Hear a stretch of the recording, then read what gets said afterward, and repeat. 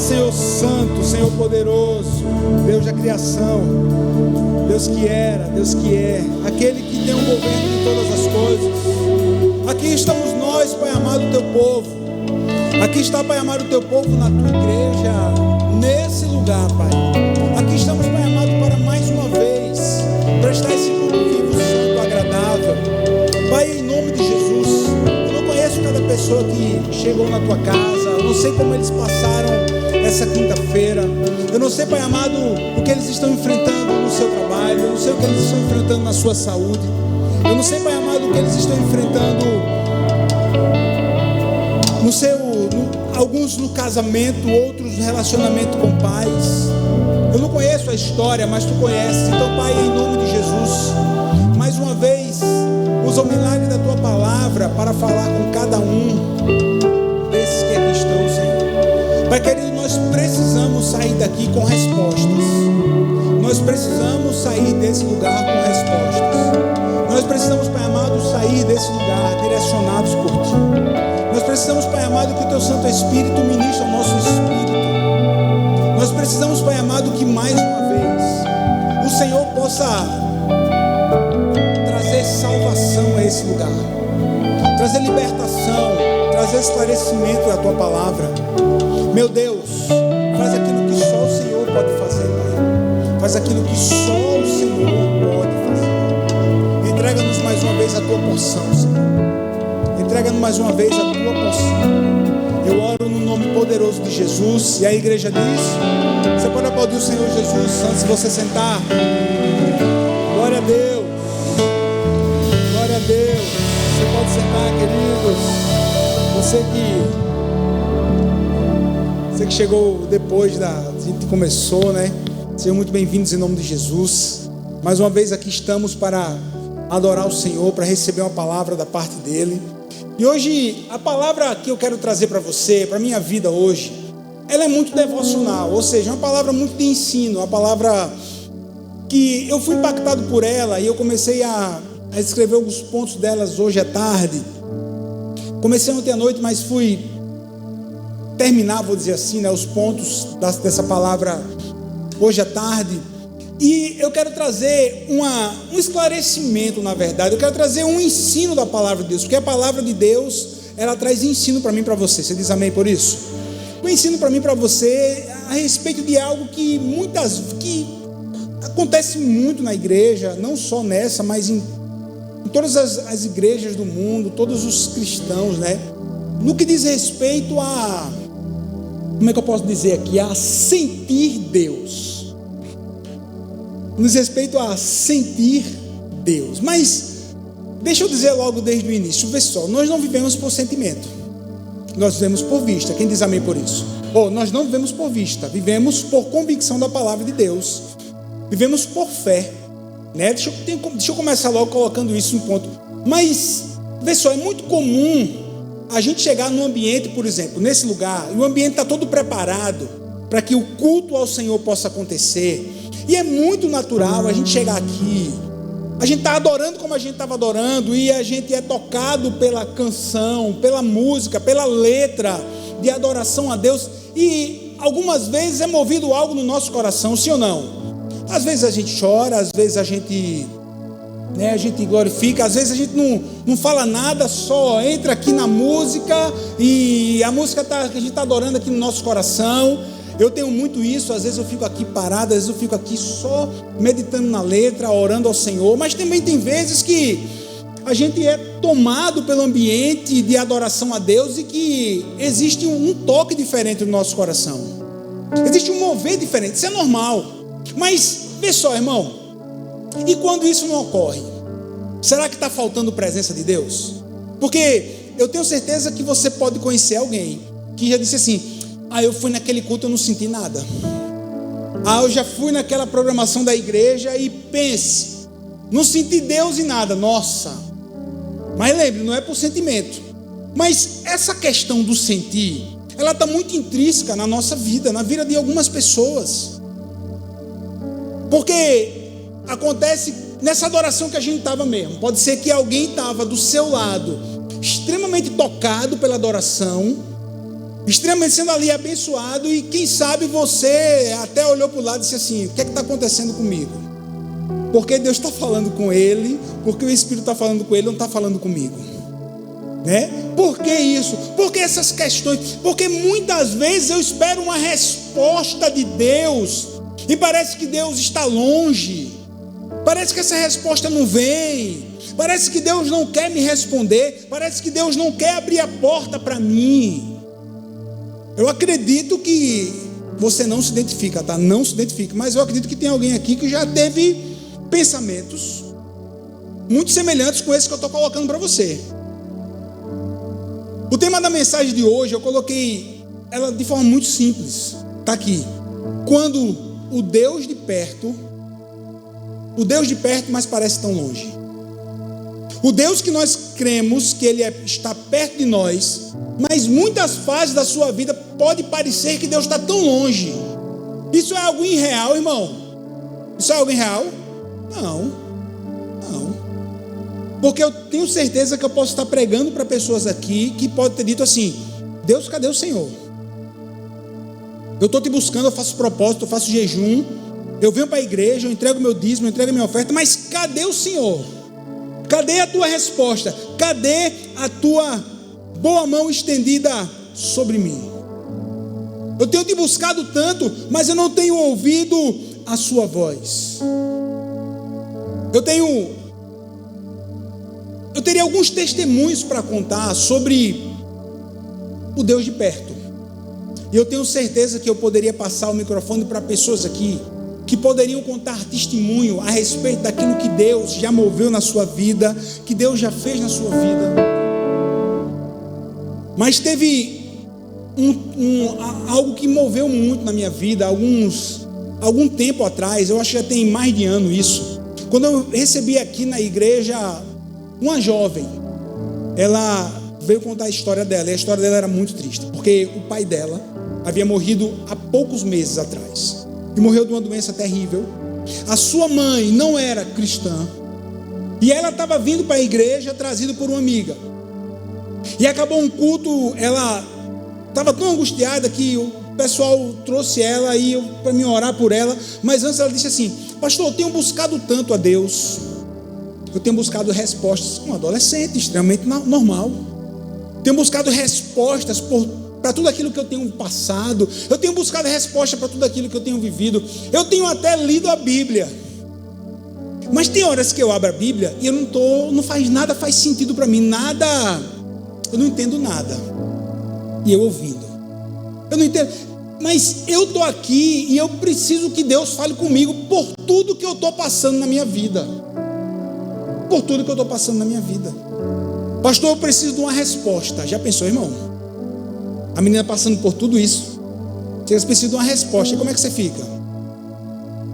Eu disse para ela: eu não tenho resposta para dar para você. Porque se a gente começasse aqui uma conversa no que diz respeito às questões filosóficas da vida, porque coisas ruins acontecem a pessoas boas, a gente ia rodar, não ia acontecer nada, porque a gente ia ficar no que diz respeito à superficialidade de perguntas e respostas. Mas sabe o que eu vou fazer por você agora? Eu vou orar por você, para que o Espírito Santo de Deus, ele possa abraçar o seu coração de tal forma que Deus, ele traga as respostas, não que você quer, mas as respostas que o seu coração precisa. E algo eu tenho certeza absoluta, minha filha, eu não sei por que coisas tão terríveis e duras aconteceram na sua vida, na vida da sua família, eu não sei, mas algo eu tenho certeza que se você crer, lá na frente você vai ter uma resposta, porque a Bíblia que nós cremos, a Bíblia que eu creio, a Bíblia que você está lendo, diz assim: porque todas as coisas cooperam para o bem daqueles que amam a Deus. Pode parecer que não haja bem nenhum em uma dor e uma tragédia, e se a gente fica no campo filosófico, se a gente fica no campo de perguntas e respostas, para você não vai ter bem nenhum. Mas quando você mergulha no que Deus ele tem para você na sua palavra, a princípio você pode até ficar sem entender, mas à medida que você abre o seu coração, à medida que você vai buscando a Deus, Deus vai se revelar para você. Deus, ele se revela àqueles que o buscam. A Bíblia nos diz que o nosso Deus, ele é o Deus de perto e também ele é o Deus de longe. E eu posso ler eu vou ler aqui dois versículos que falam da vida do salmista, que parecia que Deus estava muito longe dele. Parecia que nada dava certo para ele, parecia que nada estava acontecendo na vida dele.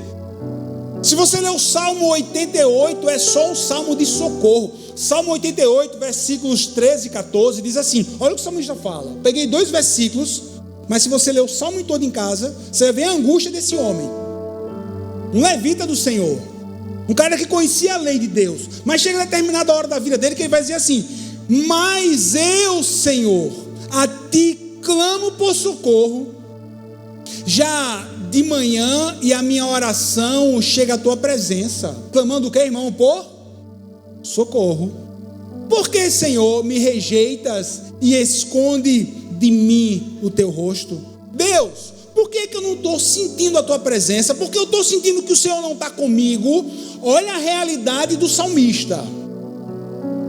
Pode ser que em algum tempo da sua vida, ou até mesmo hoje, você está dizendo a mesma coisa: Deus, eu te busco, Deus, eu sou fiel, Deus, eu vou para a igreja, mas a luta está tão grande que eu estou começando a achar que o Senhor não está comigo. Nunca, pastor, nunca eu pensei isso. Sim, super, mega, power crente.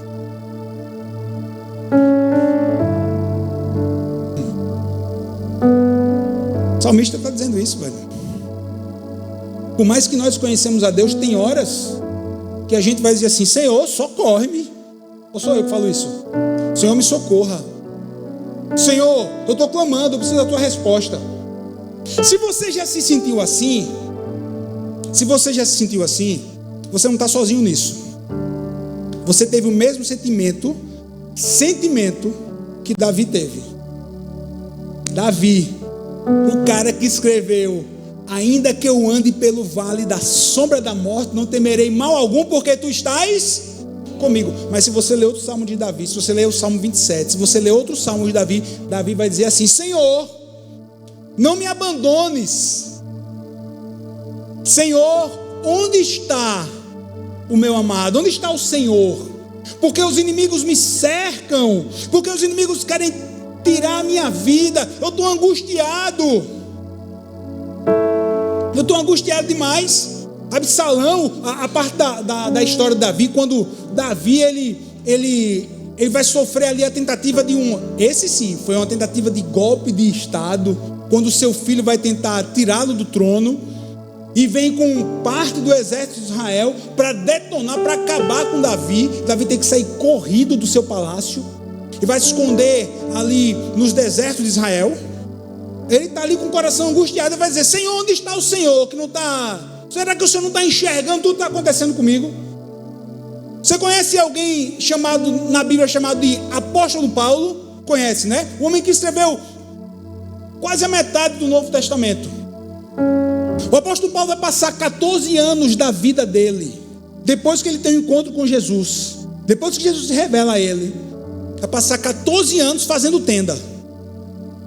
E ele, com certeza, no coração dele, meu irmão, ele diz assim: Senhor, eu só queria pregar a tua palavra, eu só queria abrir igreja, eu só queria... 14 anos, todos os dias fazendo tenda, até que uma hora o Senhor rompe o silêncio e dá uma ordem para ele começar a sua viagem missionária.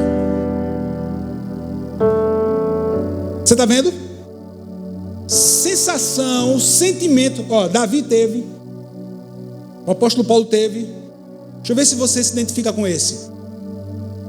E o nosso Jesus, o amado da nossa alma. E o nosso Jesus, que só fez a vontade do Pai, que tudo que ele fez foi a vontade do Pai, que tudo que Jesus viveu foi fazer aquilo que o Pai ordenou que ele fizesse. Mas lá na cruz, você lembra de uma das frases de Jesus?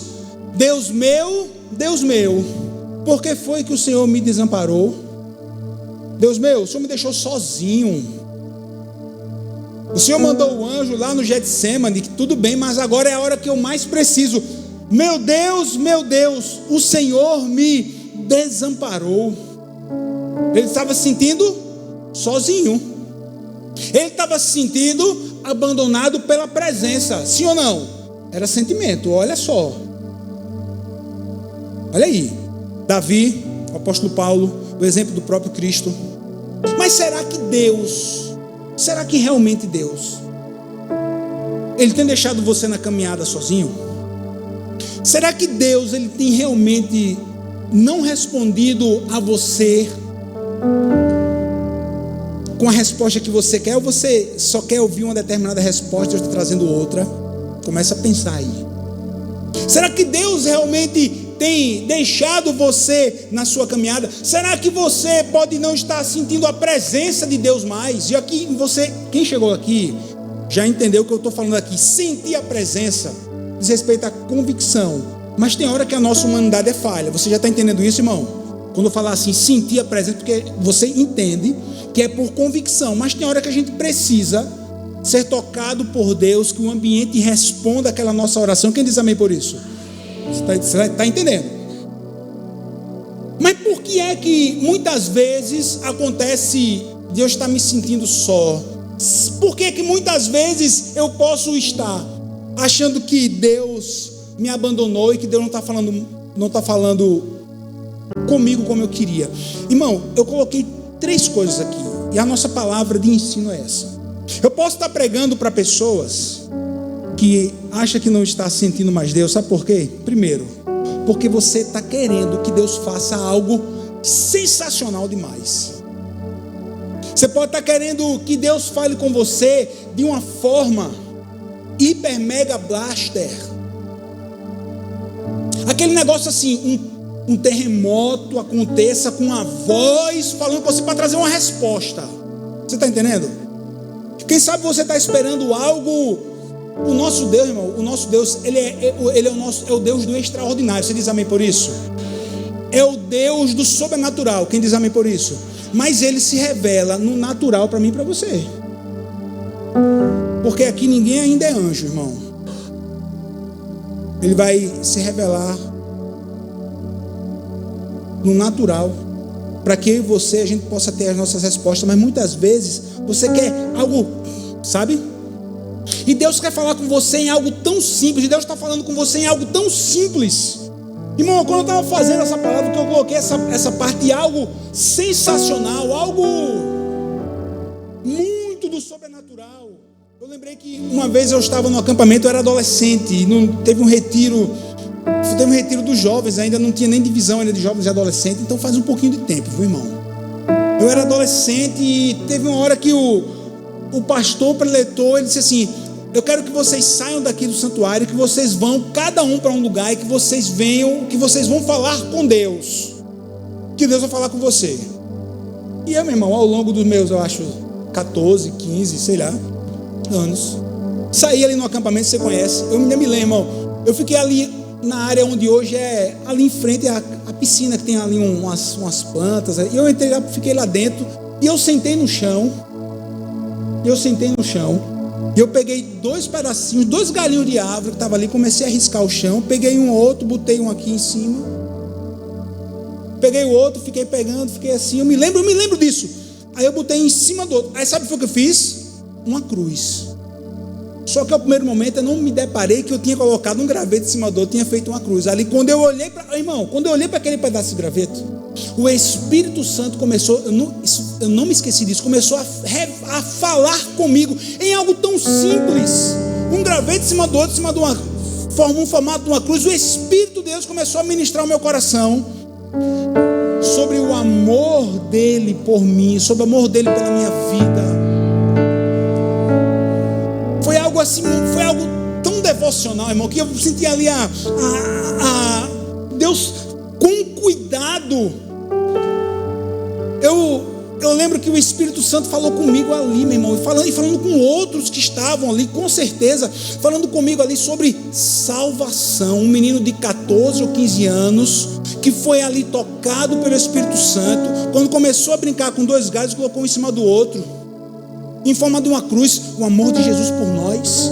Irmão, isso foi algo sobrenatural? Claro que não, isso foi algo muito natural. Mas o Espírito Santo começou a ministrar o meu coração, assim como também na sua vida, de forma muito simples. O Espírito está falando com você. Você veio para a igreja, teve adoração ao Senhor. O Espírito de Deus estava falando com você através da música. Você veio para a igreja, alguém recebeu você com a paz do Senhor. O Espírito de Deus estava falando com você, para que você sinta-se amado, para que você sinta-se aceito. Desde o tempo que você chegou ali na porta, você chegou, sentou aqui na sua cadeira, o Espírito de Deus está falando com você. Veja, Ele é o Deus do sobrenatural, mas Ele usa coisas sobrenaturais e algo natural para falar com você, porque Ele é o Deus que te ama, Ele é o Deus da simplicidade, Ele é o Deus fiel, meu irmão. Ele é o Deus fiel. Vê só, dentro disso, tem pessoas que estão querendo a resposta de Deus para algo na sua vida de forma sensacional, milagrosa. Por exemplo, você sabe, peraí. Exemplo básico. Eu posso estar pregando para pessoas aqui que estão em um relacionamento de namoro que você sabe que não é de Deus. Só que você está tão envolvido emocionalmente, envolvida, que você está orando assim: meu Deus, se fulano não for para a minha vida, se não for, quando eu dobrar a esquina, que eu veja um homem andando com camisa verde, com a calça amarela e com o sapato roxo, aí eu sei que o Senhor está falando comigo. Parece algo simples, né, irmão? Parece algo bobo, né? Mas você sabia que tem gente que está fazendo provas, quer fazer provas semelhantes a essa com Deus? Cara, se você não estiver no circo, meu irmão, porque camisa roxa, calça amarela, sapato vermelho, peraí. Pastor, eu preciso de... Eu tô com uma proposta de emprego, eu não suporto mais o meu trabalho. Mas essa proposta é assim, veja bem, não é muito boa, mas eu queria que Deus falasse comigo, eu queria ouvir a voz de Deus, eu queria que o anjo aparecesse para mim e falasse.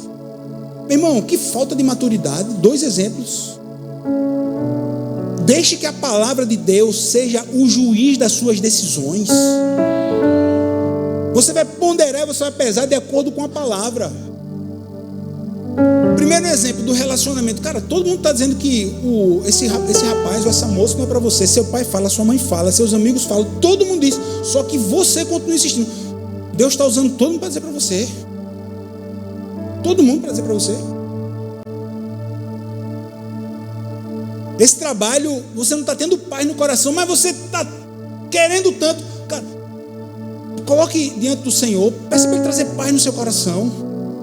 Pastor, eu devo ir ou devo permanecer, meu irmão? Veja só, a gente traz conselhos. Quando as pessoas vêm conversar com a gente, pedir um conselho, a gente, é muita responsabilidade trazer um conselho, principalmente nós, na nossa posição de pastor. Porque eu sei que vocês recebem a palavra da gente e vocês creem que a gente tem uma direção de Deus. Meu irmão, vê só, você sabe que nesse lugar a gente tem uma direção. A gente sabe para onde a gente vai. Sabemos onde nós vamos chegar como igreja. Quem diz amém por isso? Nós sabemos.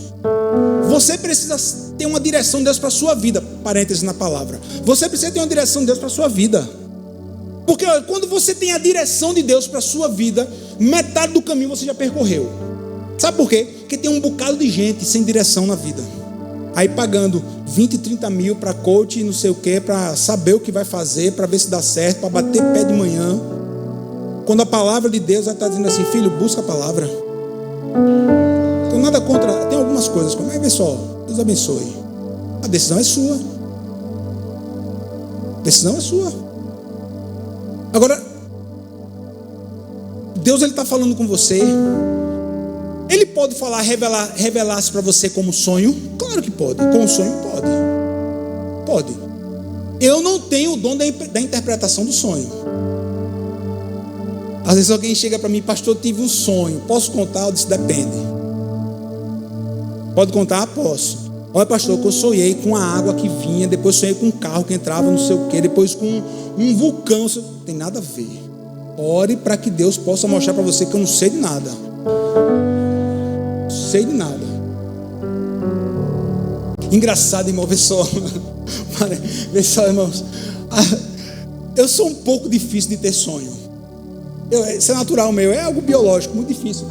Às vezes um pouco difícil também de pegar no sono. Aí às vezes, meu irmão, tem assim uns sonhos, eu acordo a Ariana, fala, Ari, acorda, eu tenho que contar para você. Aí ela diz, com muita delicadeza, me acordando, você sabe que eu não me acordo, não sei o quê. Eu tenho que contar agora, vira pro lado. Aí no outro dia ela, amor, conta o sonho que você teve. Olha pra cara e diz assim, que sonho? Era pra... Eu não lembro, tem que ser na hora. Mas voltando aqui, irmão, vê só. Deus, ele fala com você de forma simples, natural. Ele está falando, ele é o... Meu irmão, o evangelho é simples. O evangelho é simples demais. A palavra de Deus, ela é muito simples. Os princípios do Senhor, quem complica somos nós. Deixe que o Espírito Santo, ele fale com você de forma muito simples e direta. Quem diz amém por isso? Pastor, eu acho que eu não estou mais sentindo aqui vamos lá, a voz de Deus. Eu coloquei aqui, ó. Tem uma frase aí, Juninha.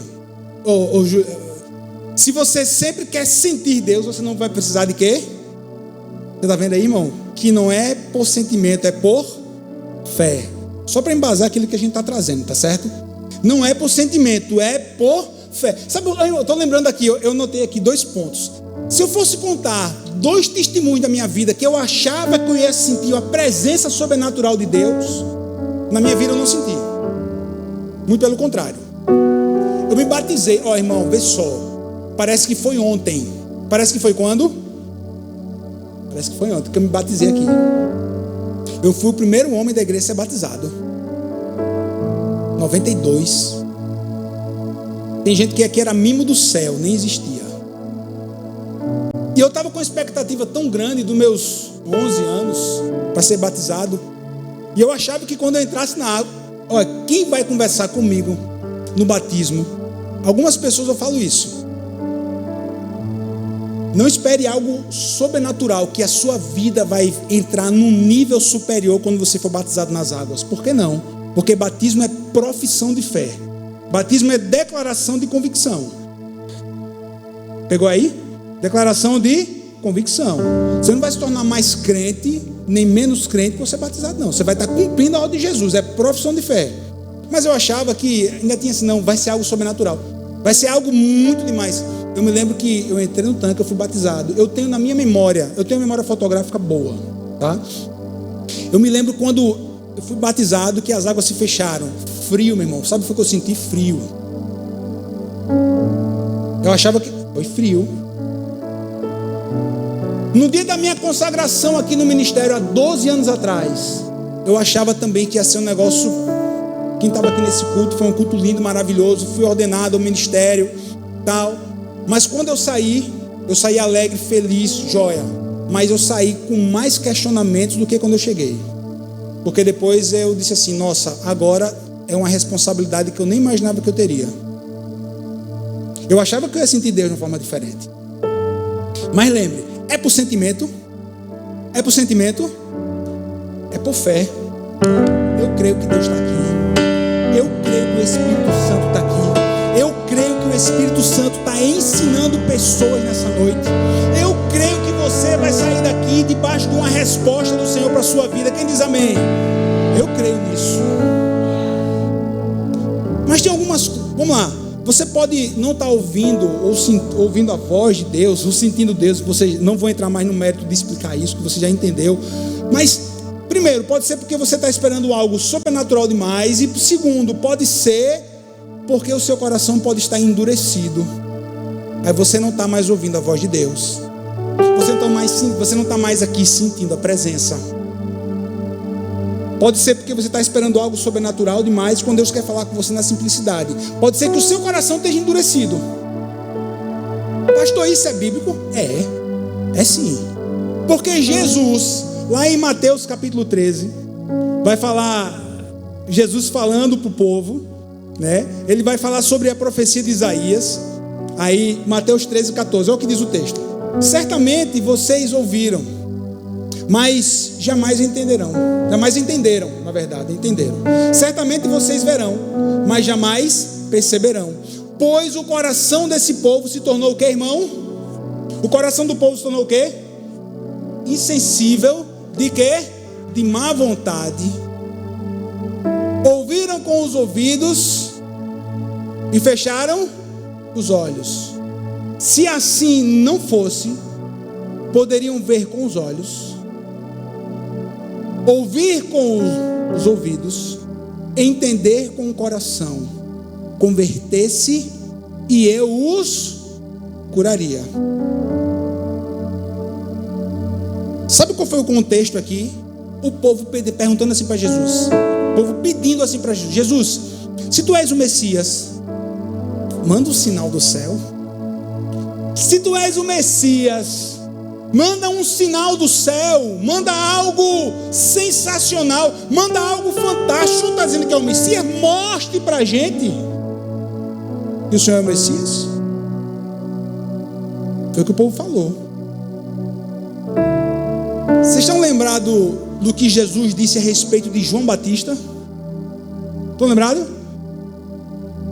João Batista, aquele que preparou o caminho para Jesus, aquele que Jesus conhecia, aquele que era parente de Jesus ainda, aquele que Israel inteiro reconhecia como um homem de Deus, que profetizou a respeito do próprio Cristo, que quando Jesus veio para ser batizado por ele, olha o contexto, ele disse assim: como é que o Senhor quer que eu venha, que eu batize o Senhor? Se eu não sou digno nem de amarrar, de desatar a sandália do seu pé, como é que o Senhor quer vir? João Batista, que conhecia Jesus, que sabia que Jesus era o Messias de Deus, quando estava na prisão, ele vai chamar os seus discípulos, vai dizer assim, vai dizer para os discípulos: vai a Jesus, está lembrado disso? E pergunta para ele se ele é o Messias mesmo. Pergunta para ele. Os discípulos foram. Aí os discípulos chegaram para Jesus: João está perguntando se o Senhor é o Messias mesmo. Qual foi a resposta de Jesus? Ele não respondeu nada. Ele só disse assim: vejam, os surdos ouvem, os cegos enxergam, os mudos falam, os paralíticos andam. Vejam os sinais, veja tudo o que está acontecendo. Ali tinha um sinal, mas nesse contexto aqui, o povo queria que Jesus mostrasse, que Jesus fizesse um sinal, para que eles pudessem experimentar ali, saber que ele era o Messias, mas o coração deles estava endurecido. Por isso Jesus vai falar assim: se o coração de vocês não tivesse endurecido, vocês iriam ver com os olhos, ouvir com os ouvidos, entender com o coração, e não se converter, eu vos curaria. Mas o coração estava fechado. Eu posso estar pregando para pessoas aqui que está dizendo que não ouve mais Deus, que não sente mais Deus na vida. Mas sabe por quê? Porque seu coração está endurecido. E sabe o que é que endurece o coração? Pecado. Sabe o que é que afasta o homem de Deus? Pecado. Quem sabe eu estou pregando, e aqui eu falo com muito temor, mas trazendo a palavra, a palavra de Deus para a sua vida. Quem sabe você não tem tido mais comunhão com Deus, tem sentido Deus, sabe por quê? Porque o seu coração está parecendo o coração do povo, está cauterizado para as coisas de Deus. Sabe por quê? Porque você não abandonou ainda aquele pecado chamado pecado de estimação.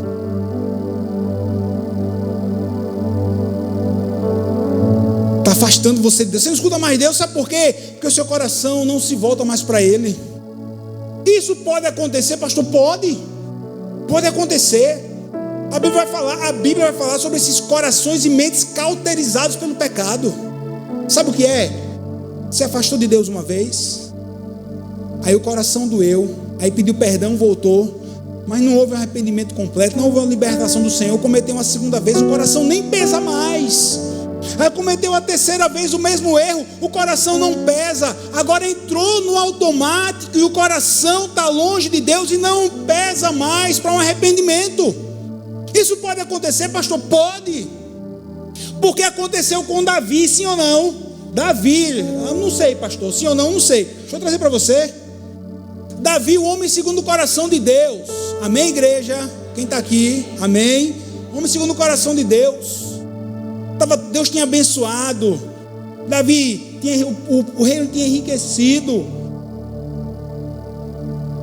dado vitórias ao exército de Israel.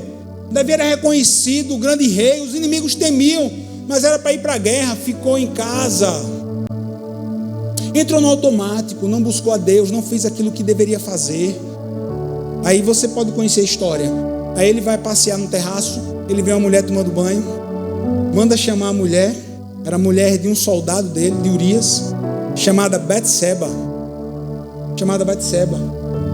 E ali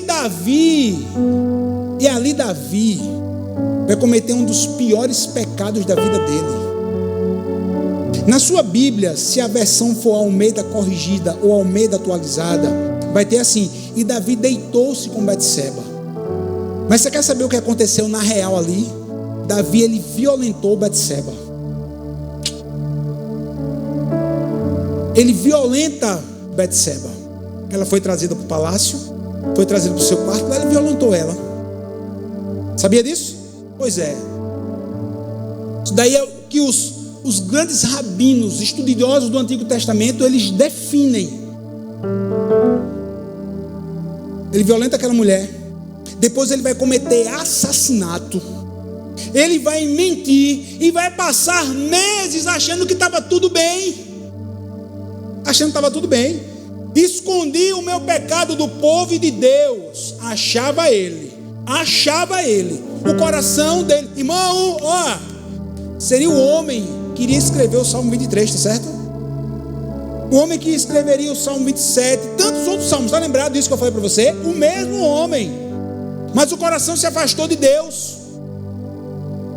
Achava que não precisava mais do perdão de Deus, cauterizou o coração, estava vivendo, irmão, no pecado, achando que tinha encoberto tudo aquilo que tinha feito de errado, até que o Senhor levanta um homem chamado Natã. Ele vai lá, meu irmão, na presença do rei, e vai dizer assim, vai confrontar o rei. Deixa eu te contar uma história. Um homem recebe um viajante na sua casa, vou parafrasear aqui, tá certo? Recebe lá um viajante, recebe lá um amigo. Ele tinha muitas ovelhas. Ele podia sacrificar qualquer uma delas para fazer um churrasco, para receber o amigo bem em casa. Mas sabe o que ele fez? Ele foi pegar a única ovelha, uma que o seu vizinho tinha, rei. Davi, com um senso de justiça extremamente apurado, eu imagino a minha história. Davi se levanta do trono e diz assim: Natã, diga quem é esse camarada que agora, na minha história, ele puxou a espada. Diga quem é esse camarada agora que eu vou matar, vou passar-lhe a espada, vou matar esse cara, porque esse cara não presta. Foi tirar a única do vizinho. Quem é esse cara? Natã diz: sabe quem é esse cara, rei? Esse cara é você. Você, rei. Naquela hora, o coração de Davi, que tinha ficado endurecido pelo pecado, é aí que ele se quebranta, meu irmão. Pequei contra Deus. Ele reconhece o erro. Ele reconhece. Se você ler a história, vai ter a consequência. Mas Natã vai dizer assim: rei, você não vai morrer, porque você pediu perdão a Deus e Deus está lhe perdoando. Você vai voltar agora para a presença, vai se arrepender. Vai acontecer algumas coisas na sua vida como consequência, mas quer saber? Deus perdoa você. Ali Davi, ele volta a ter uma comunhão com Deus. Sabe por quê?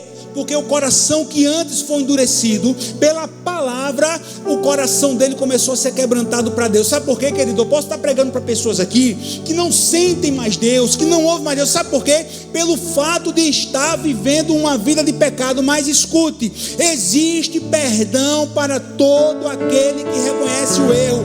Um coração contrito e quebrantado, esse o nosso Deus não despreza.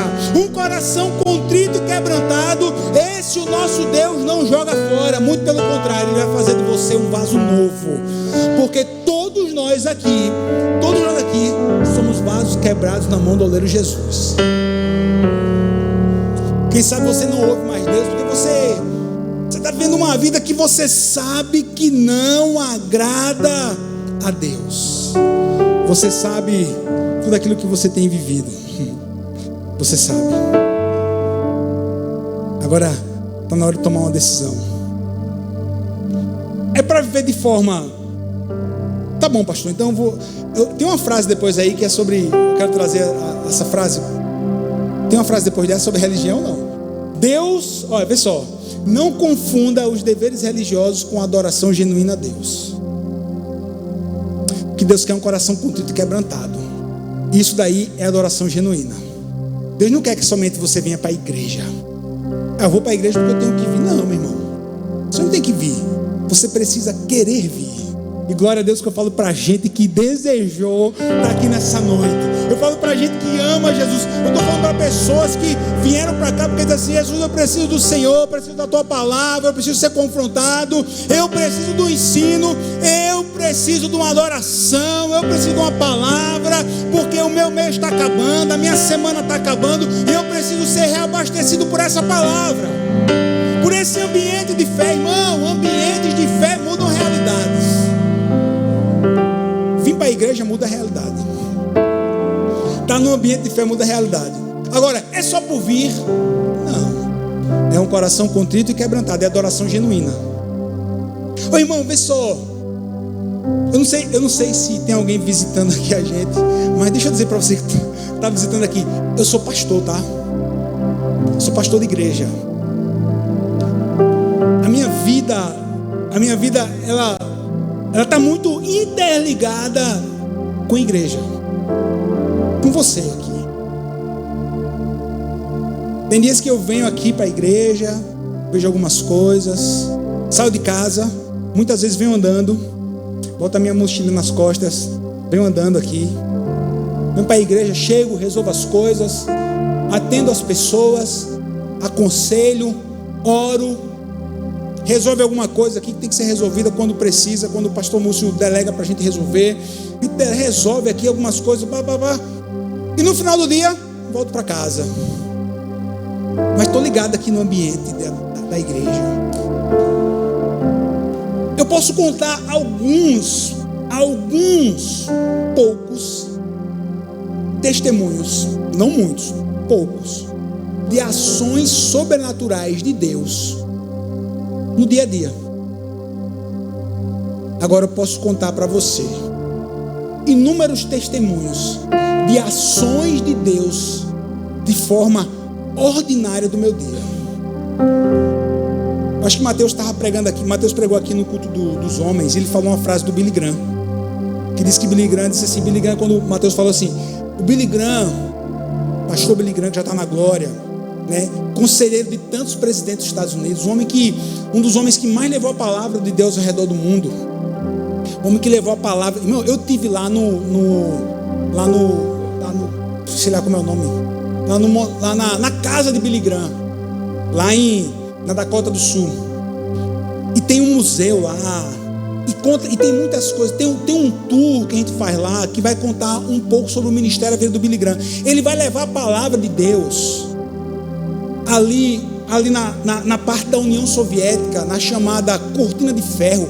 Ele teve autorização para pregar a palavra aos países que perseguiam o Evangelho. Não, o Billy Graham trazer o ensino de Jesus, de Deus, a gente deixa ele vir, deixaram ele ir, pregou a palavra, depois a perseguição continuou, mas a semente foi plantada.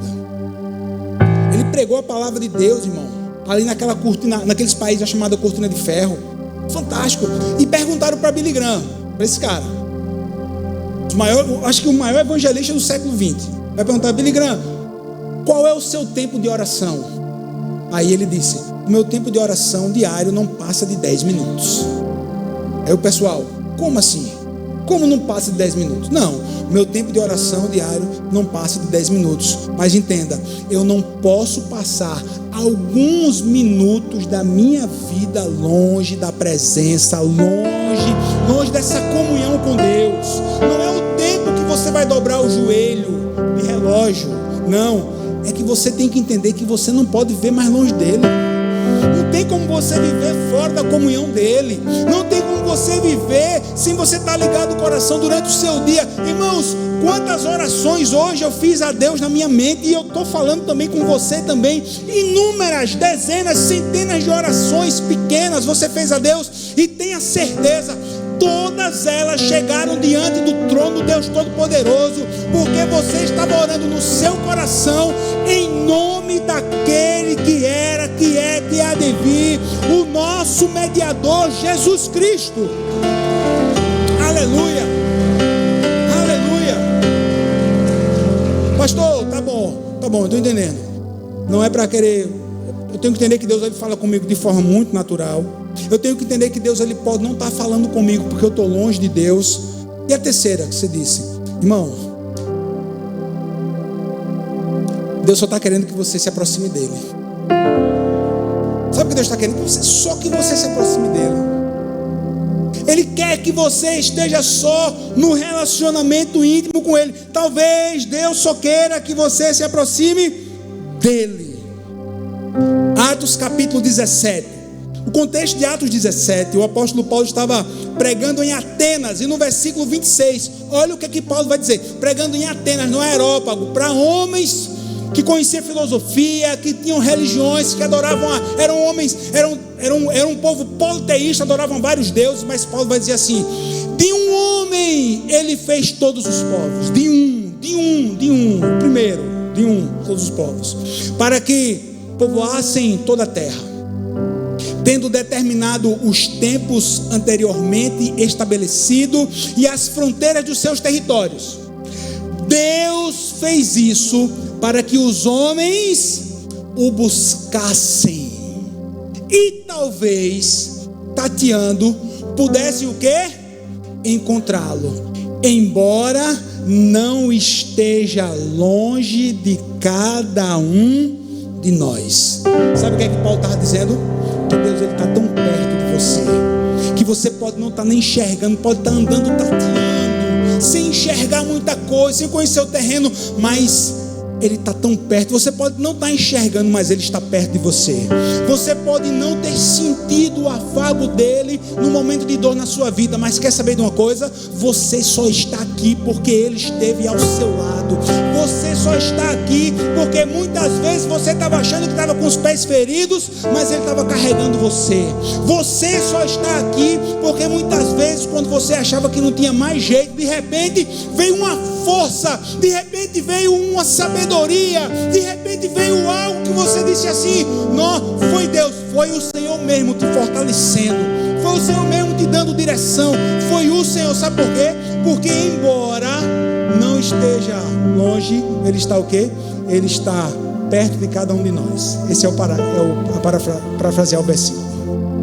Ele está perto de você, ele está perto de cada um de nós. Às vezes os desafios da nossa vida, irmão, às vezes os ventos contrários fazem com que eu e você se aproxime de Deus. É natural. Está passando a tribulação, linguagem de crente, né? Tribulação. Está passando a prova. O que é que você faz? Campanha, pede oração, bota o nome na caixa, vem para a igreja, não perde culto. Isso é natural, irmão, isso é nosso. Você está aqui, você está entendendo o que eu estou falando? Isso é nosso. Tribulação vai causar em mim e a você, vai aumentar a nossa fé, vai causar paciência, vai causar em mim e você resiliência do alto. Faz parte. Agora, quando tudo está bom, quando tudo está bem, quando tudo está uma bênção, aí é uma tendência natural nossa de relaxar. Irmão, olha, eu sei que eu estou pregando para a gente aqui nessa noite, eu sei que eu prego para a gente nessa noite aqui, que pode ter vindo para cá, clamando por um socorro do alto. Eu sei, eu creio, eu ministro sobre a sua vida socorro do alto em nome de Jesus. Mas eu sei que eu também prego para gente que veio para aqui para a igreja, que está dizendo assim: Senhor, olha, eu não tenho nada para te pedir, eu só tenho para agradecer.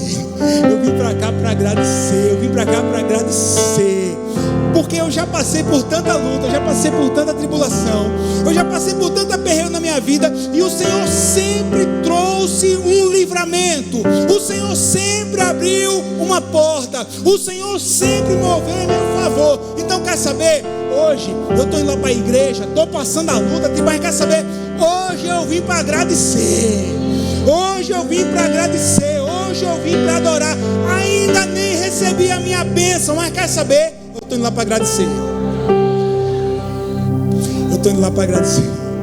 Eu estou indo lá para adorar. Porque eu sei que o Senhor está perto. Eu sei que o Senhor está perto. Eu sei que, como diz o Salmo 139, cara, se você não conhece, chega em casa a ler. Lê o Salmo 139. O salmista vai dizer assim: ah, Senhor, tu me cerca por detrás e por diante. Tu me cerca por detrás e por diante. Se eu colocar a minha cama no mais alto monte, o Senhor ali está. Se eu for no mais alto do abismo, ali eu sei que o Senhor também está. Sabe por quê? Porque o Senhor é o Deus que me cerca. Porque o Senhor é o Deus Emanuel. Ô irmão, vê só. Domingo é dia 1º. Não é isso? Dia 1º domingo? É. Domingo é dia 1º de dezembro, velho. Domingo de dezembro. Dezembro a gente comemora o que, irmãos? O nascimento de quem? Jesus Salvador. A gente comemora. Nem venha querer dar um de religioso para mim e dizer assim: pastor, está errado a comemoração, não é o tempo correto. A gente já venceu isso, irmão, amém? Eu já ensinei tanto, mas vou ensinar de novo. Hoje não, eu ensino. A gente já venceu isso, a gente já venceu. Ô, irmão, é o tempo, é o mês de nós lembrarmos do nosso Jesus. Quem sabe você é novo na fé? Deixa eu te lembrar a história, que eu acredito que você conheça, mas você pode não saber dos detalhes. Jesus, o enviado de Deus para as nações, o Salvador, o Cordeiro de Deus perfeito. O apóstolo Paulo vai escrever, quase 60 anos depois, assim: vindo à plenitude do tempo, o Salvador Jesus, nascido de mulher. Sabe o que é nascido? Sabe o que? Ele se fez carne, ó. Ele se fez carne. Bem pianinho, bem pianinho. Ele se fez carne. O Espírito Santo gerou Jesus no ventre de Maria. Mas quando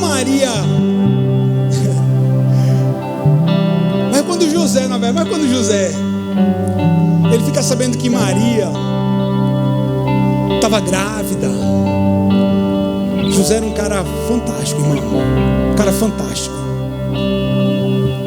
José, ele vai dizer assim: não, a mulher que eu amo, a que está separada para mim, vem dizer para mim que está grávida.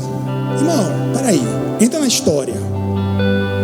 Vai dizer para mim que está grávida, está esperando um bebê, e vai dizer que é de Deus, foi Deus que colocou esse bebê nela.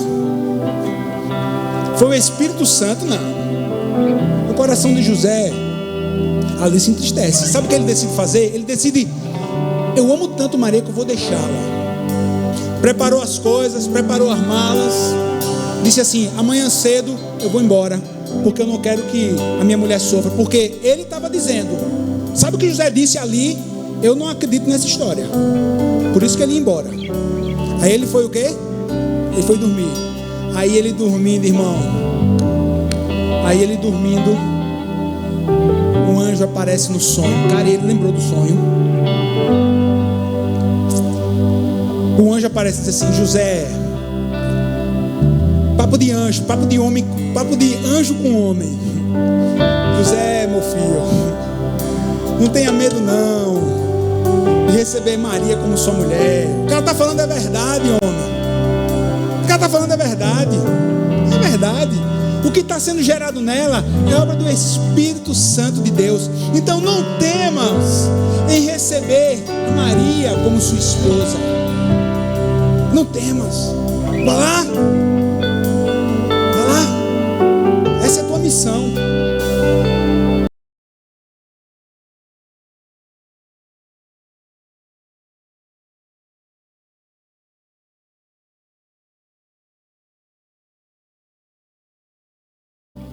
Mas Maria ali vai dizer assim: eu sou nova, o anjo apareceu para mim e disse assim: salve, agraciada Maria, irmão. É por isso, irmão, que nós reconhecemos o valor de Maria. Nós reconhecemos que mulher virtuosa, que mulher fantástica, que mulher cheia de fé, que mulher para crer na palavra de Deus, que mulher. Agora, Maria não é salvadora, não. Ela não foi mãe de Deus, não. Isso é dogma, não. Maria foi mãe de Jesus, homem. E Maria vai reconhecer quem é Jesus. Lembra? João 2, em Caná da Galileia. Faça tudo o que ele vos disser, porque ele é o Messias. Ele. Ela reconheceu. Mas o anjo, quando vai para José, foi no sonho. E para Maria foi cara a cara. Foi tete a tete. Porque com mulher é diferente. Tinha que ter a conversa, tinha que ter o diálogo, tinha que ter a conversa. O sonho resolveu com José, com Maria. Tem que ter conversa. Conversa.